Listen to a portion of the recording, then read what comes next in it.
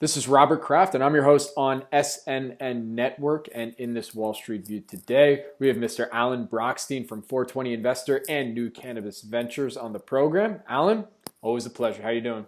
Great to be here. We've really upgraded over the last few years. I know we've Video now. we went from audio recordings on the Over the phone phone.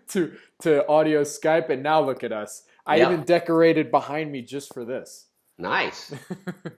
So, how's everything going? Everything's good? Yeah, everything's great. We're finishing up the first half of the year, which is a great time for you and me to talk about what's been going on. You're better at these segues than I am. So, actually, before we get into that, though, for those who may not know you, 420 Investor, New Cannabis Ventures, let's get a quick background on all of what you got going on. Oh, yeah, sure. So I guess it's been a little bit over 6 years that I've been following the space. 5 years, more than 5 years full time. And I run 420 Investor, which has about a little bit over 1,100 subscribers now. And these are folks who are, they're interested in the cannabis, publicly traded cannabis stocks, what I have to say, and also in connecting with each other. It's a great community. And then for the last 3+ years, I've been running with my partner Joel 420, New Cannabis Ventures. And that's public facing, a lot of curated content, which in fancy words means we take only the best press releases and share them just to keep people informed. A lot of people in the industry find it to be kind of the go-to place to stay up with what's going on when it comes to investing, public, private, what have you.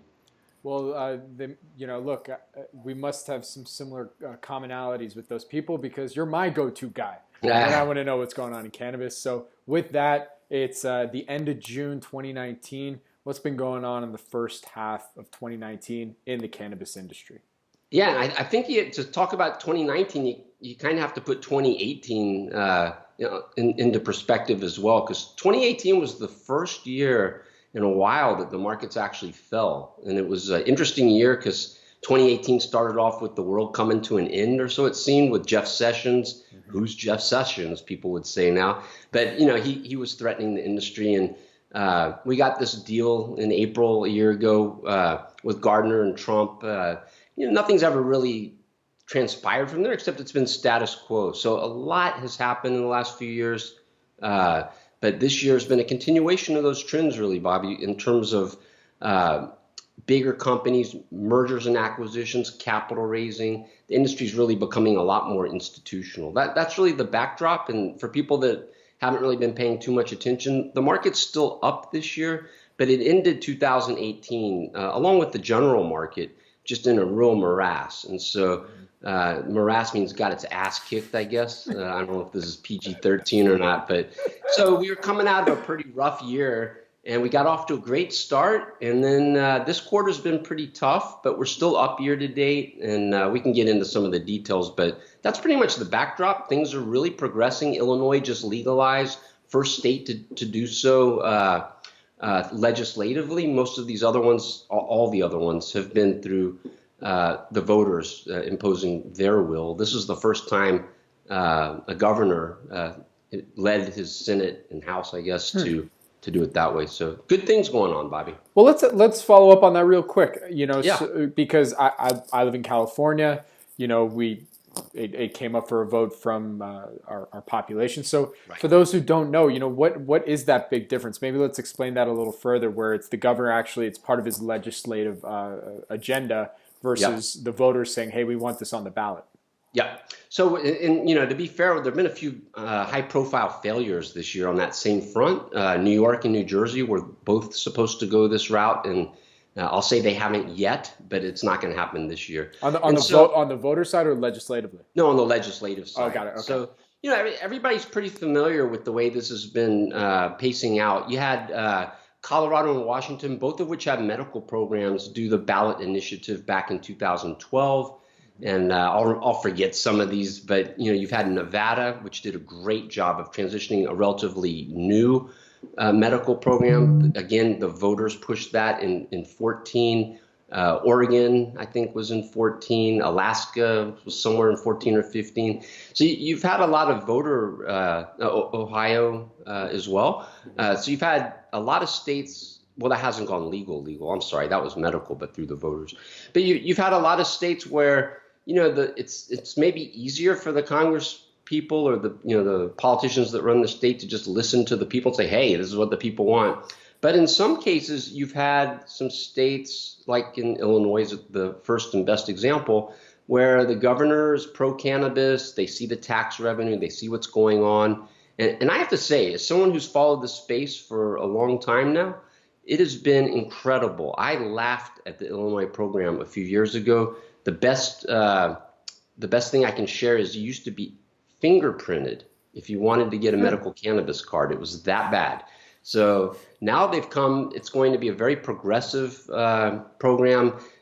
They take into account some of the social justice issues that are kind of plaguing the industry to some degree, which is the first time we've seen that. And so the beauty of the legislative, so the problem with the voter is, like, take a look at Massachusetts. The voters said, we want it. And here we are a couple of years later, and it's barely happening. It's been just a bureaucratic nightmare. And so the beauty of the legislative process is it's all laid out and ready to go. So they're going to be ready to go. It's already a medical state, and they're going to be ready to go on January 1st. And so I think that's great. Your state, obviously one of the best states in the world in terms of markets for cannabis historically, but it's been a terrible legal market. And it kind of shows you how, some of these challenges of when you go from, gray market to green market. Green market. Yeah. I know we could do the puns all day. I'm sure there would be more. But so from that, you said that the kind of the theme of 2019 is that the cannabis market's going more institutional. What would you say are like the 3 to 5 big headlines for these first 6 months that kind of follow that trend?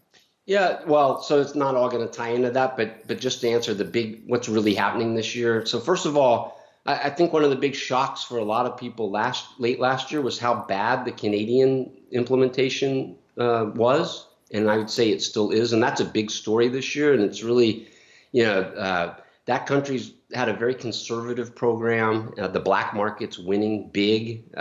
Things are about to get better there. But, Canada's looked at as the global leader. But right now it looks like the fastest turtle in the race. It's not real pretty, but I think it'll get better. That's been a big story. And so the reason that kind of ties into the other things is a lot of the big money's been shifting away from Canada into the United States. And, we've seen some large capital raises, and we've seen M&A. And unfortunately, I have to say one of the big stories has been delays in M&A. So 2 stories there. All the M&A and the delays in the M&A. And I think people aren't really understanding what's going on. It's not a very well told story at all. But you've had some very high profile mergers announced. One of them was Cresco Labs buying Origin House. Another one actually was very late last year, MedMen buying PharmaCann. More recently, Harvest buying privately held also Verano Holdings. And all these deals were, and there's another one too, Cureleaf buying Cura Partners, not related. All these deals really stoked investors, and all these stocks ran up on that news, but the deals have been delayed because of Department of Justice reviews. And people hear that and they think there must be a problem. The problem is the Department of Justice has no idea what they're doing, so there's a learning curve. And I think that's the full story. These deals will all close. I've seen some very bright people talking about when you get these second requests for information, then almost all the time there have to be asset dispositions for the deals to close. And I just think that's way off base here. I don't think the Department of Justice has any basis or any reason to curtail these mergers. But that's been a huge story. We've also seen alternative forms of capital being raised. You've been following the space long enough to know it used to be, okay, what's the toxic convertible note that's going to finance this company? And we've moved way past that. Equity sales obviously have been big, and we've seen the IPO process to a small degree and the reverse takeover process to a larger degree. And those are usually accompanied by large equity capital raises. But I'd say a big change this year has been debt deals, straight debt. It's been unbelievable to see debt deals being done. Or we've also seen some convertible net debt done. It's not toxic though. So I'd say that the size of the capital raises, the types of capital raises, who's participating in the capital raises, that's been a big story. And then maybe the last one, since you asked for 3 to 5, I've probably given you 6. The last one will be, we've seen the NASDAQ open up a little bit, and it's quirky. It's not like there's a clear policy yet. I think there's a lot of hope for certain companies that aren't yet on a major exchange that could get there. We're not talking about THC selling companies, but we're talking about ancillary and CBD companies.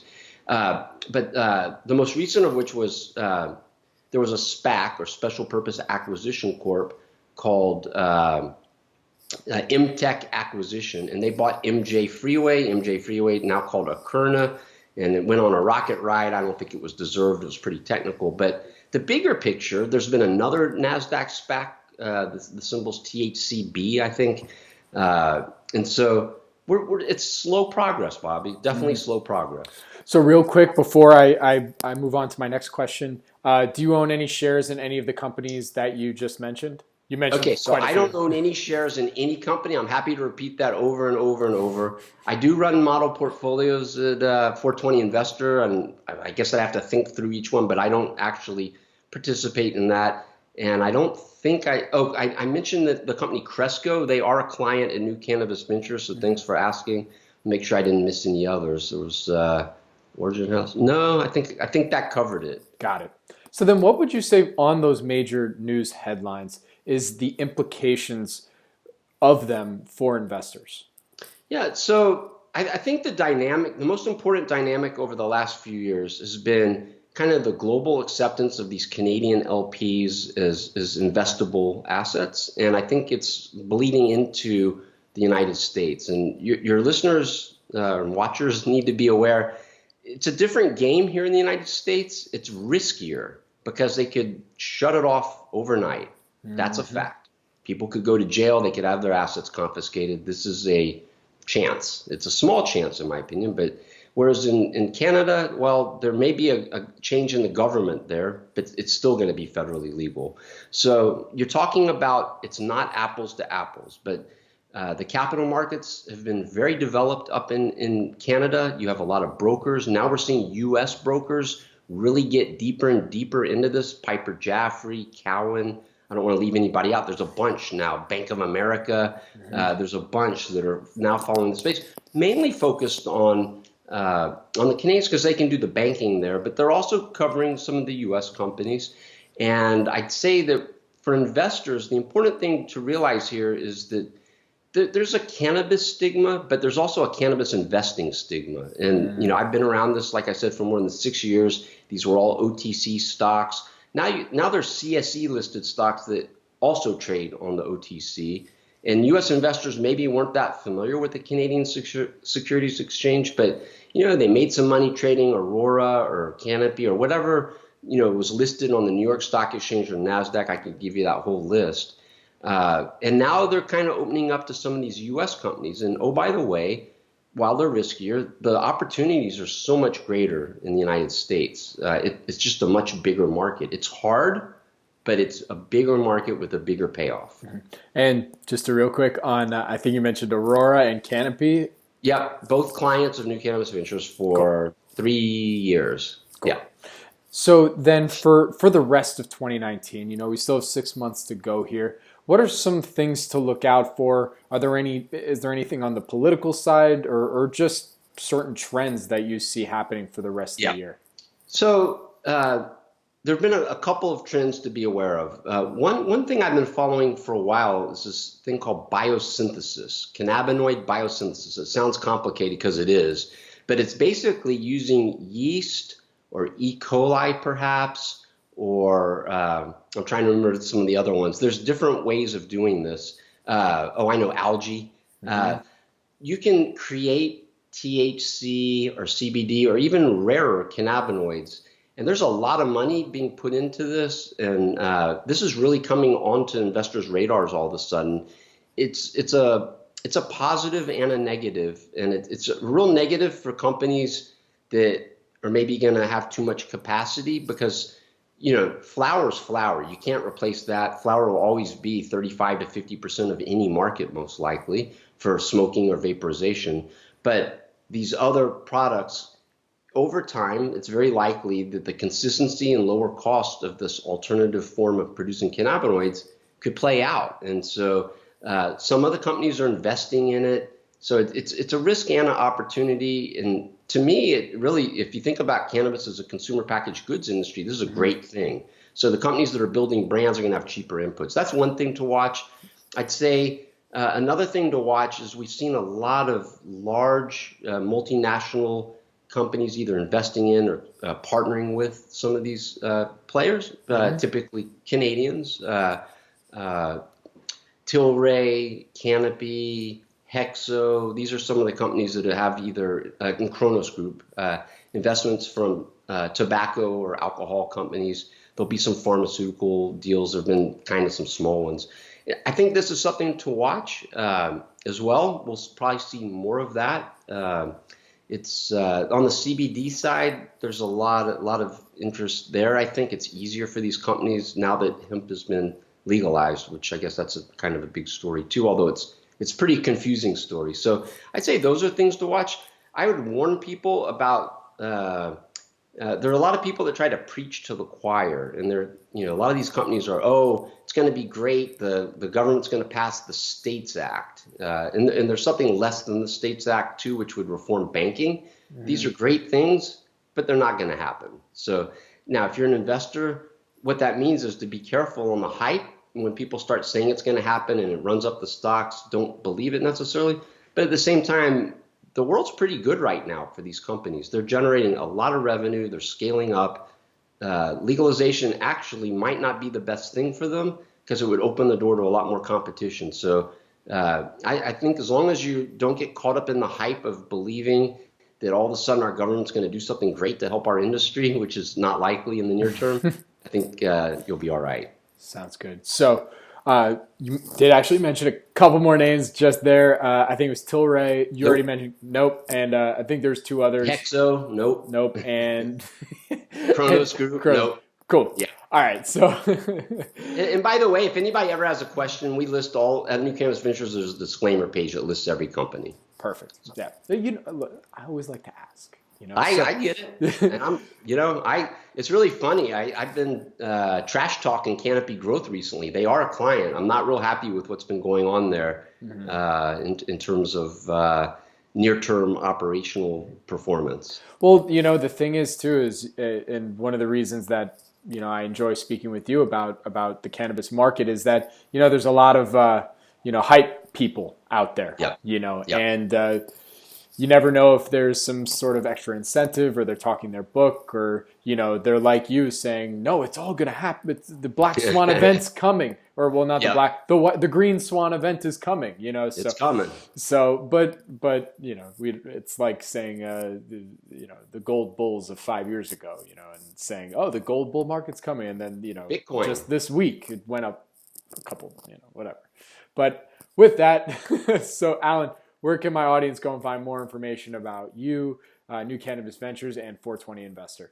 All right, so it's really easy, and I actually really recommend starting with New Cannabis Ventures. It's a great way to learn. We have a lot of resources. We have several indexes. We have a revenue tracker, so you can look up, which of the companies are actually generating the most revenue. We've actually added kind of a adjusted EBITDA kind of number to that as well. Nice. So that's just newcannabisventures.com. The younger folks seem to like the app version. You can download the app and get real-time notifications there. So that's New Cannabis Ventures, free, easy to find, a lot of resources. And then 420 Investor is pretty easy to find as well, 420investor.com. Alan, always a pleasure. Thank you for joining me today. All right. Take care, Bobby. Take care.